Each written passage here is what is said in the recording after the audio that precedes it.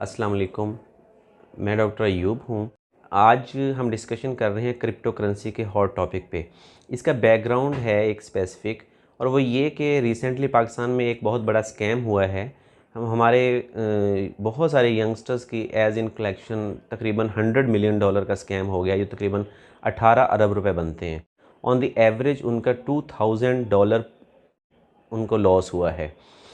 अब इसका एक स्पेसिफिक बैकग्राउंड है, और वो ये कि पाकिस्तान में एक ट्रेंड बहुत कॉमन हो गया रिसेंटली कि यहाँ पे बहुत सारी लोग यूट्यूब पे वीडियोस देखते हैं, और जो नॉर्मली ये होती हैं कि हम बहुत जल्द रातों रात अमीर कैसे हो सकते हैं, करोड़पति कैसे हो सकते हैं। और मैंने बहुत सारे लोगों से डिस्कशन की है, और सबका तकरीबन ये पॉइंट ऑफ व्यू है कि क्योंकि फ़लाँ सक्सेस स्टोरी है, फ़लाँ सक्सेस स्टोरी है, हालांकि उन सब के बैकग्राउंड में 5-5 साल की, 7-7 साल की, 8-8 साल की मेहनत होती है। लेकिन ये सब लोग उस चैप्टर 20 को देखते हुए ये भूल जाते हैं कि इस इंडिविजुअल का चैप्टर 1 to 19 भी है। इसी कॉन्टेक्स्ट में एक और वाक़या सुनाता हूँ कि कुछ अर्सा पहले मैंने एक सीरीज़ लिखी थी क्रिप्टो करेंसी की डायनामिक्स के ऊपर। क्रिप्टो करेंसी किस तरह वर्क करती है और इसकी हरकियात क्या हैं।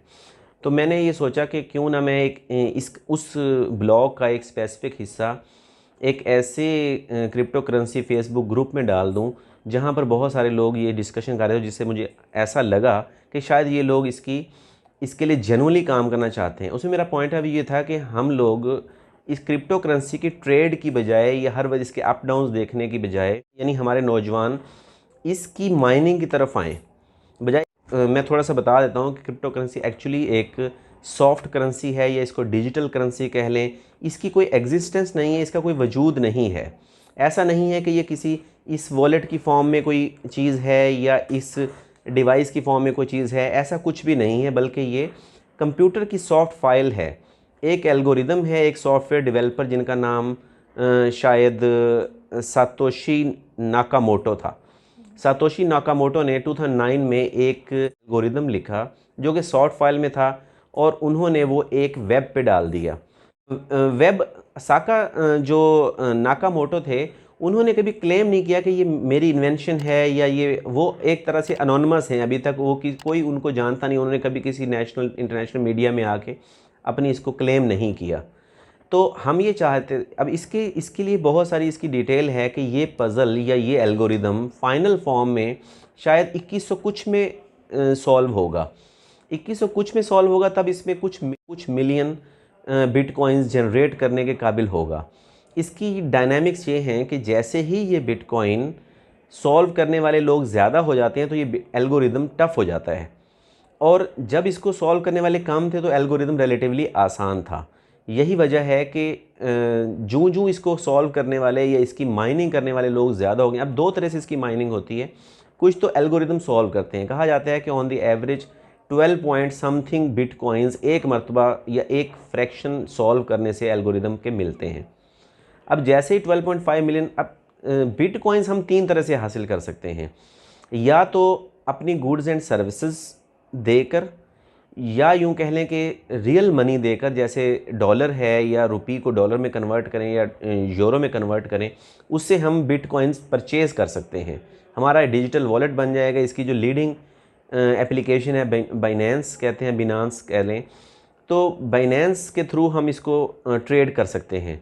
यानी हम रियल मनी दें और बिटकॉइन की फ्रैक्शन या बिटकॉइन ले लें। तीसरा तरीका यह है कि हम इसकी माइनिंग करें।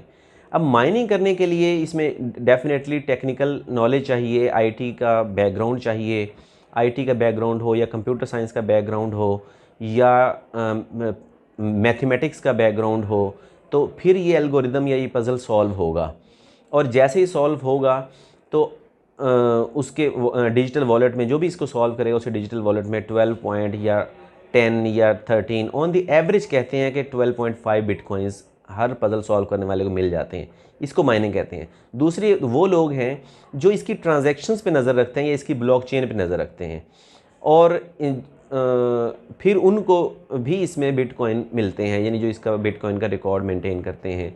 या इसका ब्लॉकचेन का फ़ायदा ये है कि दुनिया में कोई भी कहीं भी बिटकॉइन की माइनिंग कर रहा है या बिटकॉइन प्रोड्यूस करने की कोशिश कर रहा है, तो हर दूसरा शख्स उस पर नज़र रख सकता है। यानी अगर इस वक्त दुनिया में कई मिलियन लोग बिटकॉइन की माइनिंग करना चाह रहे हैं, तो वो सब के सब एक दूसरे पर नज़र रख सकते हैं। खैर डिटेल थोड़ी सी इसमें ये ज़रा लेंथी हो रही है बैकग्राउंड। तो हम ये मेरा ये पॉइंट ऑफ व्यू था कि हमारे यंगस्टर्स अपनी एनर्जीज़, अपनी तवानाइयाँ बिटकॉइन की ट्रेडिंग पर कंज्यूम ना करें, बल्कि बिटकॉइन की माइनिंग की तरफ आएँ। नो डाउट इसके लिए हैवी प्रोसेसर चाहिए, मेगा प्रोसेसर इसके लिए चाहिए, और क्योंकि ब्लॉकचेन में हर कोई हर किसी पे नज़र रखता है, तो इसको 24 आवर्स 24/7 इसको ऑन रखना पड़ता है। उसके लिए काफ़ी सारी इलेक्ट्रिसिटी चाहिए, यानी बिजली चाहिए। तो इसकी माइनिंग नो डाउट एक टफ़ टास्क है, मगर इसमें रिस्क नहीं है। अब पहली दो चीज़ों में रिस्क बहुत ज़्यादा है। मिसाल के तौर पर अगर आप बिटकॉइन किसी से परचेज़ करते हैं तो उसमें वॉलेटिलिटी, जो उसकी वैल्यू है वो वॉलेटाइल है, वो बहुत ज़्यादा भी हो सकती है, बहुत कम भी हो सकती है, यानी इसमें रिस्क का एलिमेंट बहुत ज़्यादा है। जी madam please. What is your opinion on the popularity and identity of cryptocurrency? इसमें कोई शक नहीं है कि क्रिप्टो करेंसी इस वक्त मोस्ट पॉपुलर टॉपिक है। यानी आप अगर गूगल इसको करें, टॉप ट्रेंड्स में क्रिप्टो करेंसी का टॉपिक है। इसकी पॉपुलैरिटी पे कोई, और स्पेशली जब से टेस्ला के सीईओ एलन मस्क ने इसके बारे में ट्वीट किया कि हम जो टेस्ला अपनी गाड़ियों की सेल परचेज़ के लिए इसको यूज़ करेगी, फिर उन्होंने उसके अगेंस्ट भी ट्वीट कर दिया, लेकिन इसकी वैल्यू रातों रात बहुत ज़्यादा हो गई। फिर उन्होंने कहा कि इस पे सर्टेन एनवायरमेंटल इश्यूज़ हैं, क्योंकि इसमें बिजली बहुत ज़्यादा इस्तेमाल होती है इसकी माइनिंग में, और बिजली बहुत ज़्यादा इस्तेमाल होती है तो बिजली, क्योंकि चाइना बहुत ज़्यादा कोल से प्रोड्यूस करता है, तो एनवायरमेंटल साइंस के जो लोग हैं, जो एनवायरमेंटलिस्ट हैं, उनको तहफ़्फ़ुज़ात थे कि ये इस तरह कोल की प्रोडक्शन ज़्यादा होगी, एनवायरमेंट डैमेज होगा। तो एलन मस्क ने फिर जब ये सारी रिजर्वेशन देखी तो उन्होंने फिर ट्वीट किया कि टेस्ला इसको, बिटकॉइन को कारें बेचने के लिए एक्सेप्ट नहीं करेगी। तो उसके लिए कुछ लोग कहते हैं कि ये उन्होंने अपना डोजी कॉइन लॉन्च करना था, या उन्होंने अपनी उसकी वैल्यू बढ़ानी थी। तो लेकिन इस सब के बावजूद अगर टेस्ला के सीईओ इसको अपनी गाड़ियों की सेल परचेज़ के लिए, जब उन्होंने सर्टेन उनकी रिजर्वेशंस को क्लियर कर दिया, उन्होंने अगेन ट्वीट किया कि टेस्ला इसको एक्सेप्ट करेगी। अगर जो शख्स स्पेस में लोगों को लेके जाने की बात कर रहे हैं, अगर वो इसको अपनी ट्रांजैक्शंस के लिए एक्सेप्ट करेंगे, इट मीन्स ये बहुत पॉपुलर चीज़ है, और इसकी अगरचे इसके पीछे सर्टेन थ्योरीज़ हैं, लॉजिक्स हैं कि ये हैक हो जाएगा, ये हो जाएगा, बहुत कुछ है। उस पर हम जितनी भी इसको डिस्कशन करना चाहें हम कर सकते हैं, मगर हम बोरियत से बचने के लिए इसको लिमिटेड रखते हैं। तो इसमें कोई शक नहीं है कि इस वक्त ये ना सिर्फ पॉपुलर टॉपिक है, बल्कि इसको वर्ल्ड, यानी आप चेक करें कि पाकिस्तान जैसे मुल्क में सिर्फ बिटकॉइन के मुतल्लिक तकरीबन 18 बिलियन का फ्रॉड हो गया, 18 बिलियन रुपीज़ का स्कैम हो गया, यानी $100 मिलियन। ये हमारा नो डाउट एक गरीब मुल्क है, मगर आप चेक करें। इसके साथ एक बैकग्राउंड में एक वाक़या भी है, वो मैं हो सकता है अलग से सुनाऊं, मगर मैडम के क्वेश्चन का मैं स्पेसिफिक आंसर करता हूं कंसाइजली, कि इस वक्त ये दुनिया में मोस्ट पॉपुलर टॉपिक्स में से एक टॉपिक है। और बिटकॉइन हो या क्रिप्टो करेंसीज़ हों, जैसे इथेरियम है या डोजी कॉइन है, और भी डिफरेंट कॉइन्स हैं, तो वो आप किसी भी, यानी मैंने रिसेंट टाइम में किसी एक यानी इकोनॉमिक साइंस से रेलिवेंट या मॉनेटरी इकोनॉमी से रेलिवेंट किसी फेसबुक ग्रुप में इतने पार्टिसिपेंट्स नहीं देखे जितने कि क्रिप्टो करेंसीज़ के उसमें मैंने देखे हैं। तो इससे इसकी पॉपुलैरिटी का अंदाज़ा लगाया जा सकता है कि ये नो डाउट बहुत पॉपुलर फिनोमिना है इस सेंचुरी का, इस टाइम का।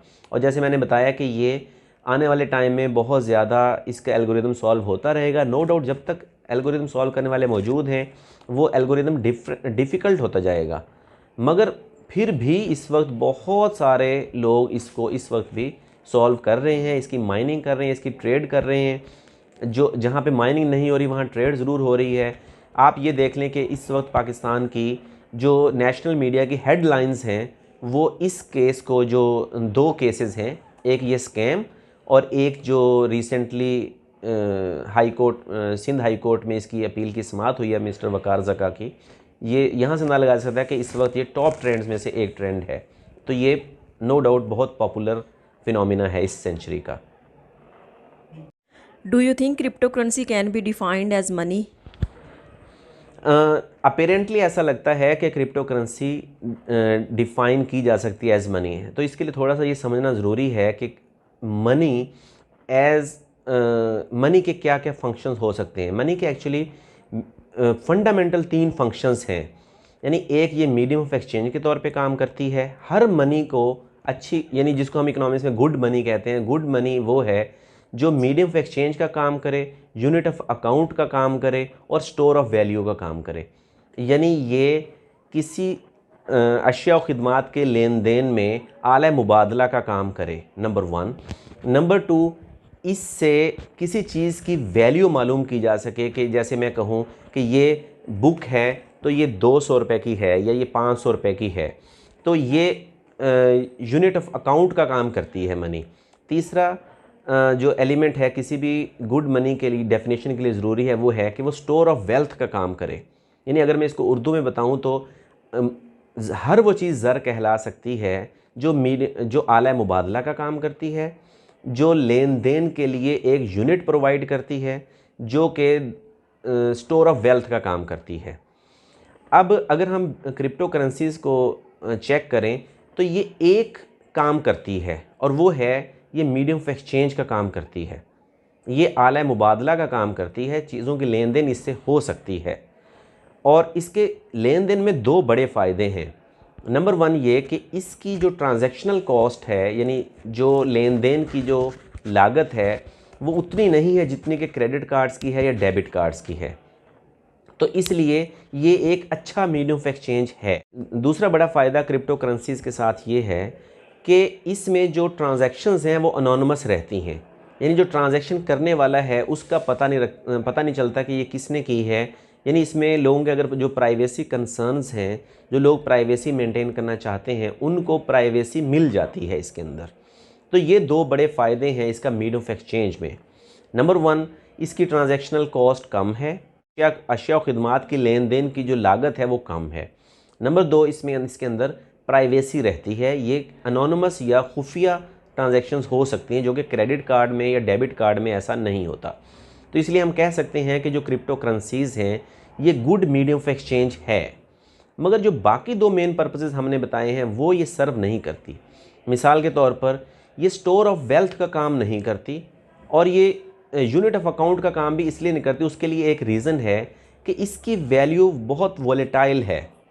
ये रातों रात या तो वैल्यू बढ़ जाती है या वैल्यू कम हो जाती है।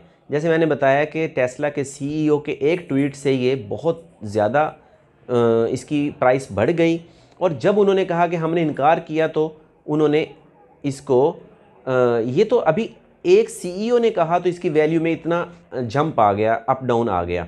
लेकिन अगर किसी मुल्क के सेंट्रल बैंक का प्रेसिडेंट ये कह दे कि हम इसको एक्सेप्ट कर रहे हैं तो इसकी वैल्यू कितनी ज़्यादा हो जाएगी। और इसी तरह अगर किसी मुल्क का, जैसे एल सल्वाडोर एक मुल्क है, उन्होंने इसको लीगल टेंडर के तौर पे एक्सेप्ट किया है, तो अगर कल एल सल्वाडोर के सेंट्रल बैंक का प्रेसिडेंट या गवर्नर ये कह दे कि हम इसको लीगल टेंडर के तौर पे जो एक्सेप्ट किया था वो वापस कर रहे हैं, तो उससे इसकी वैल्यू कम हो जाएगी। कहा जाता है, स्टडीज़ शो करती हैं कि इसकी वैल्यू के जो उतार चढ़ाव हैं उसमें गोल्ड की निस्बत 7 गुना ज़्यादा होती है। और इसी तरह जो स्टॉक है, स्टॉक एक्सचेंज में जो कारोबार होता है, स्टॉक में जो उतार चढ़ाव होता है उसकी निस्बत क्रिप्टो करेंसी के लेन देन में 8 गुना ज़्यादा उतार चढ़ाव होते हैं।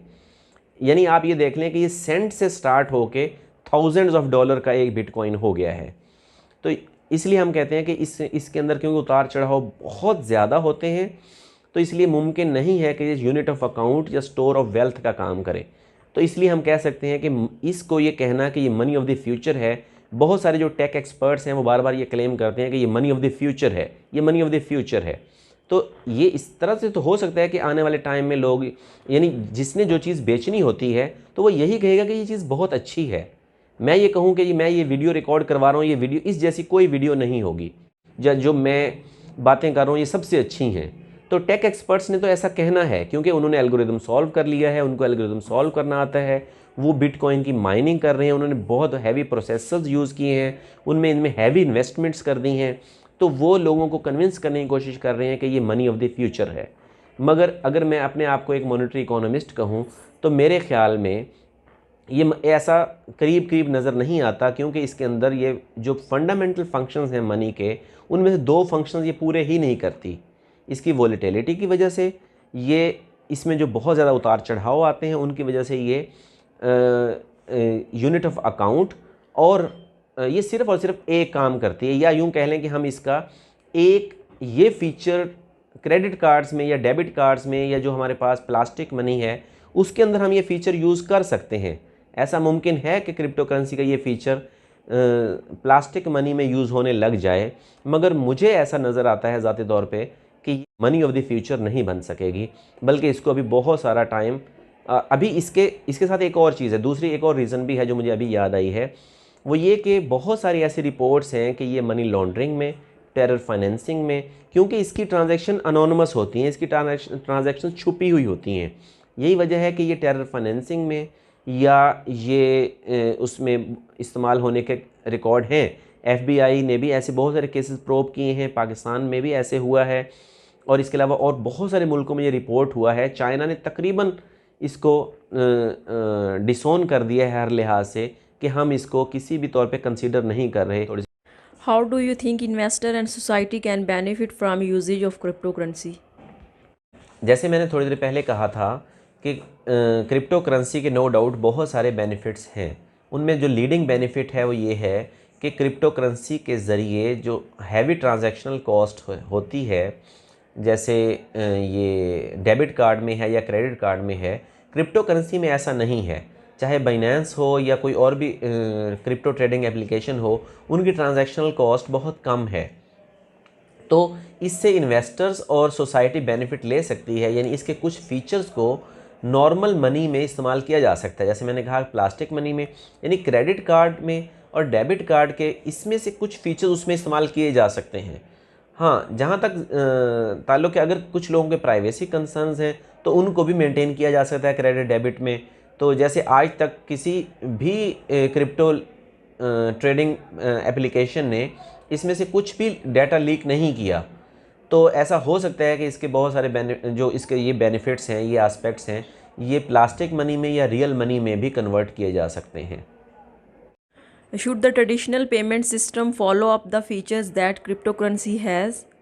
क्वेश्चन का भी हाँ आंसर हम तकरीबन दे चुके हैं कि जो ट्रेडिशनल पेमेंट सिस्टम है, इसके कुछ फीचर्स को उन्हें अडॉप्ट कर लेना चाहिए।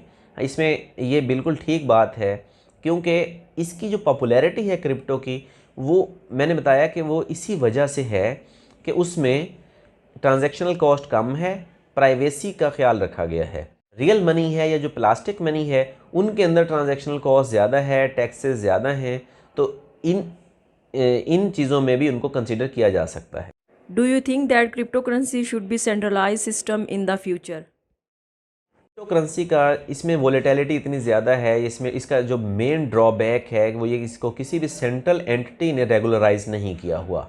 बहुत सारे लोगों को इस पे ट्रस्ट तो है, मगर बहुत सारे लोग ऐसे भी हैं जिन्हें इस पे बिल्कुल ट्रस्ट नहीं है। वो आज भी ये बात करते हैं ये किसी भी वक्त हैक होगा और ये सिस्टम कोलैप्स कर जाएगा।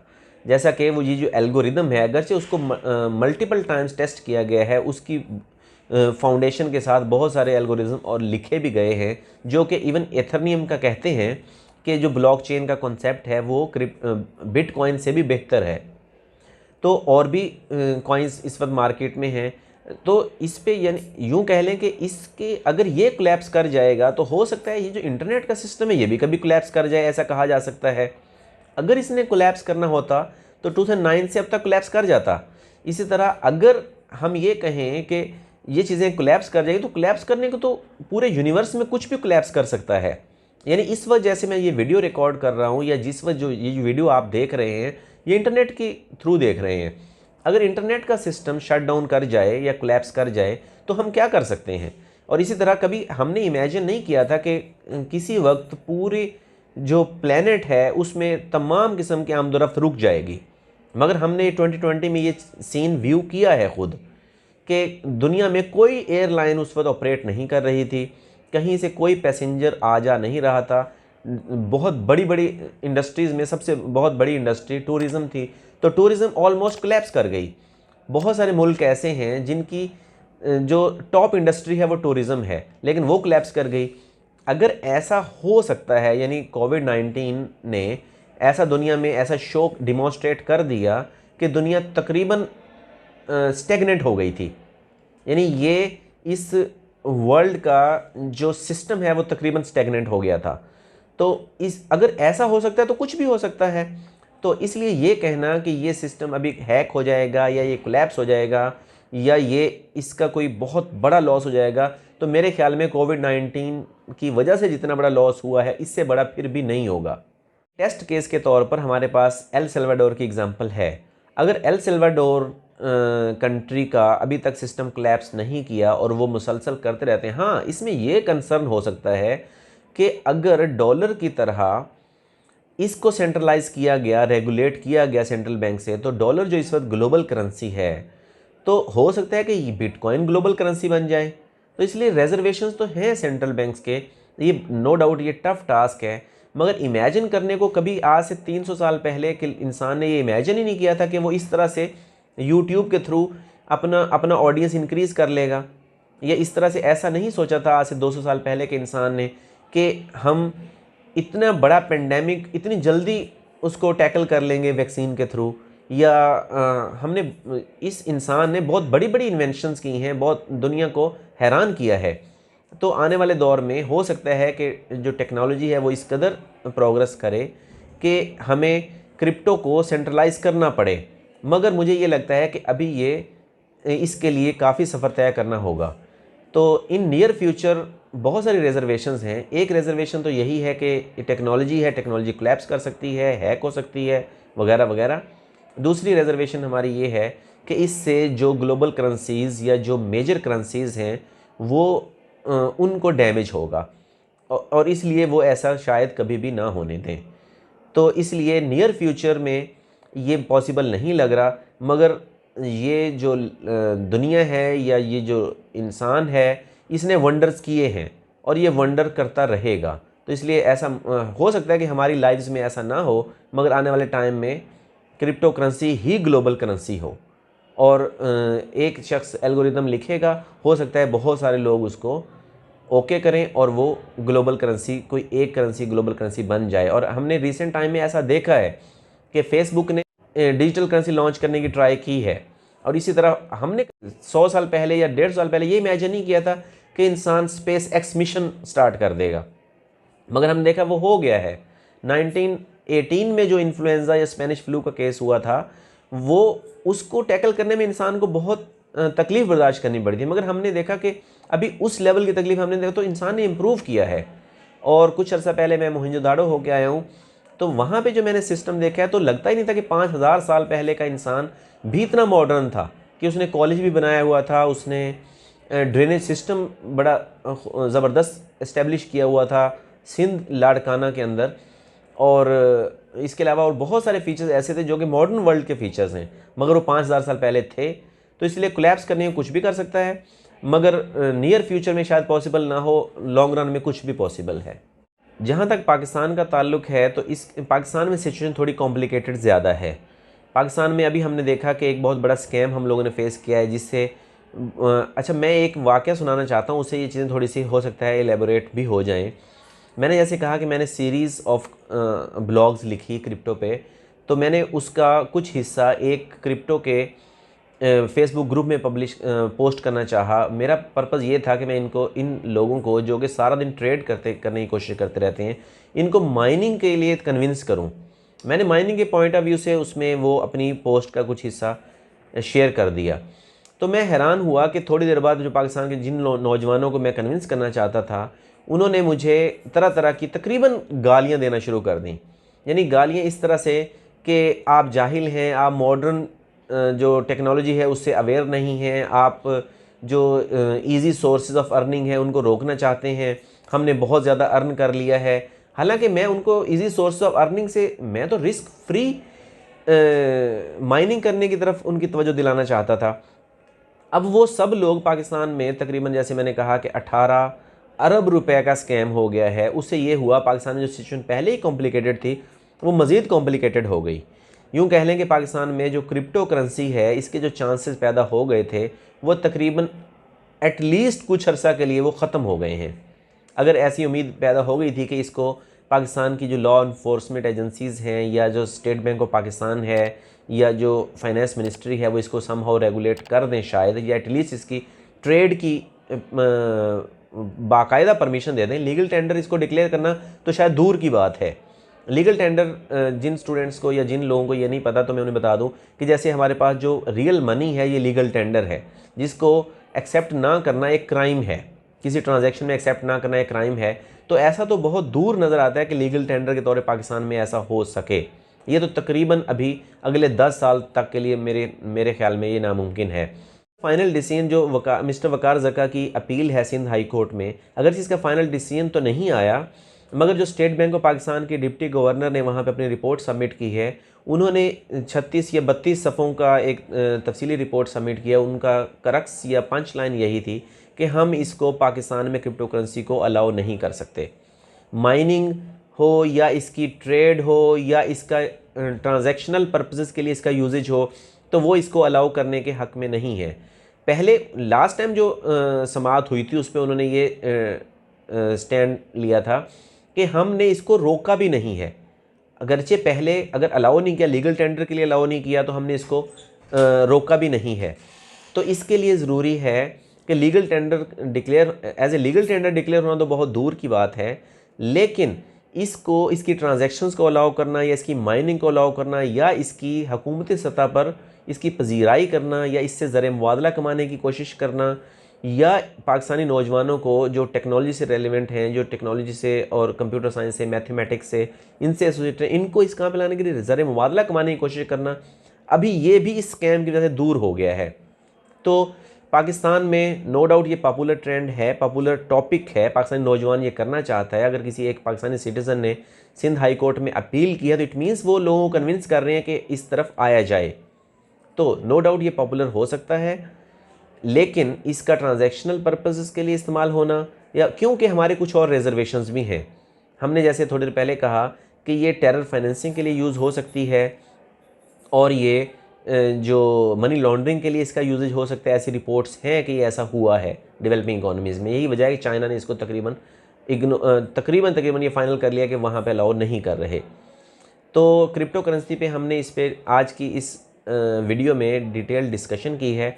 आई होप कि आपको वीडियो पसंद आई होगी या आपको इससे कुछ फ़ायदा हुआ होगा।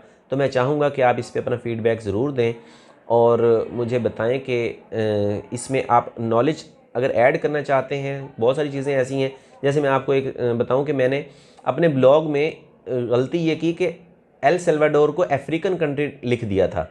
तो एक जो पढ़ने वाले थे उन्होंने मेरी करेक्शन की, उन्होंने कहा कि ये सेंट्रल अमेरिकन कंट्री है, ये अफ्रीकन नहीं है। तो इसलिए मैं चाहूँगा कि आप इस पर अगर मेरी कोई बात आपको कोई फैक्ट से हट के लगी है तो मुझे करेक्ट करें, और अगर आपको ये अच्छे लगे तो भी मुझे ज़रूर बताएं और अपना फ़ीडबैक ज़रूर दें। थैंक यू, देखने का बेहद शुक्रिया।